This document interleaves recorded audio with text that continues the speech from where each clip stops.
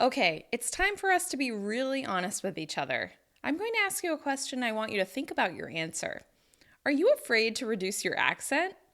Why am I asking this question, you may be saying? Kim, obviously, I want to reduce my accent. I want to sound completely like a native. What are you talking about? Well, this is a really interesting question. I've always thought the same about speaking Spanish or Portuguese, but somebody pointed out to me that the reason I have such a strong accent when speaking Spanish might be because I'm afraid to lose that connection to my American identity. I thought that was a little bit crazy, but it may actually be true. The thing about having an accent is it's actually a marker of where you come from, and so many people are proud of their heritage and proud of their backgrounds. So losing that accent is losing part of that tie to their native culture. But that's not the only reason that some people do have such a strong accent. For me, I think it's really that I am so expressive when I'm speaking English that I don't know how to control my intonation so much when I'm speaking Spanish. But it's something I'm definitely going to consider in the future. So let's talk about 5 reasons you may be afraid to reduce your accent and what to do about it. To make progress on reducing your accent, you're going to need to shift your thinking on these mindset blocks. So I'm going to help get you through that. So, the first reason we're going to talk about is how your accent marks your identity. The thing is, even if it can be an identity marker, this can have both positive and negative impacts on how people see you.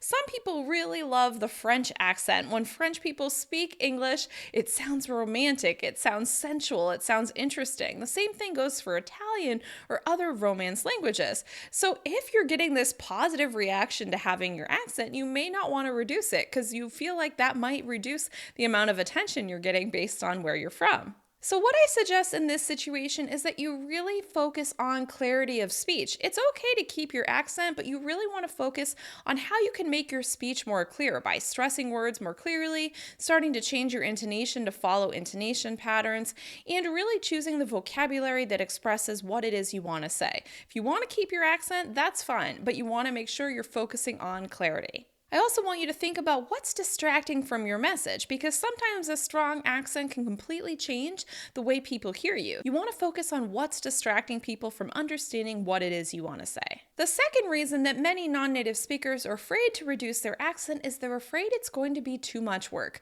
I completely understand. I feel that way about reducing my accent in Spanish.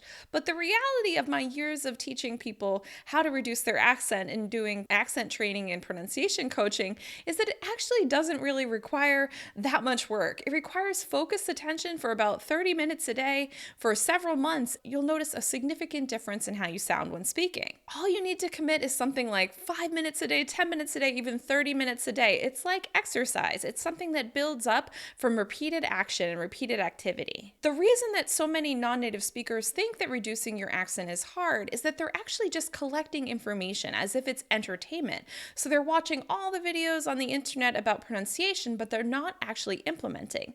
If you think it's too much work, you probably haven't actually been putting in the work. You've just been hearing all the information and feeling a little overwhelmed. So I want you to put in the work, and that's going to help you reduce your accent. Another reason that people tell themselves that they can't reduce their accent or they're not going to invest the time into reducing their accent is that they feel like it won't change. So they feel like if they're going to spend all that time, energy, and even money to reduce their accent, they really want to see results. And if you don't believe you're going to see results, you're not going to put the time and effort into doing so. But the thing I've noticed in my years of doing accent coaching is that it only takes about 12 to 15 weeks to really notice a significant difference in somebody's accent because they're starting to understand how all of the different aspects of pronunciation work together. The thing that really helps people stay motivated to reducing their accent is that they notice how people react to them. This means that people are less likely to think you don't understand because you're speaking that much more clearly, or they're going to include you because they don't feel like you're a foreigner who's just going to leave. They understand that you're really interested in having a conversation with them and you've put the time and effort into learning how to speak English so clearly.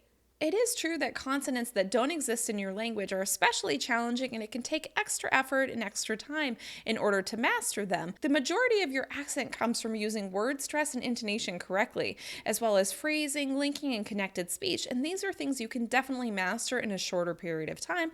And these are things that are going to have an immediate impact on how people see you and perceive you.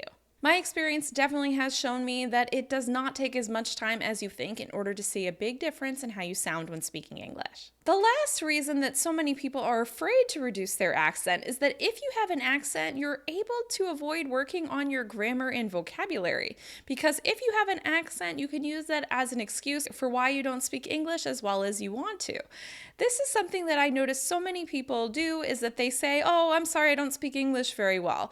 And instead of putting the effort into learning grammar or learning vocabulary or really advancing the way that they speak, they use their accent as an excuse for not making those advances in other aspects of their English. The other side of this coin is that if you have a better accent, people will expect you to speak more fluently, and they'll expect you to use more professional language, more intellectual language, and speak at a higher level.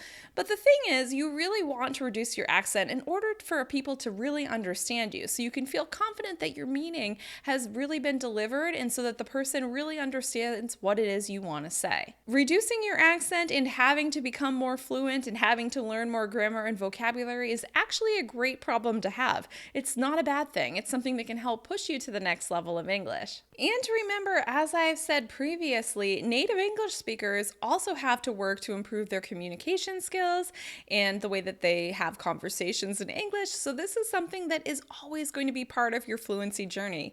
You're always going to be improving your language in order to sound better. But reducing your accent now and improving how you sound when speaking English is really going to help you speak more clearly, express yourself more the way that you want to, and find more success in the situations where you need to speak English. So I hope this helped you understand some mindset blocks you might have with regards to reducing your accent. If you have any questions or concerns, even comments about other reasons that you think people might not want to improve their accent, please leave me a comment below the video. Once again, I'm Kim from EnglishWithKim.com. I am your guide to the essential conversation skills you need to sound more natural in English. If you like this video, please give it a thumbs up and share it with a friend. Have a good one. Goodbye.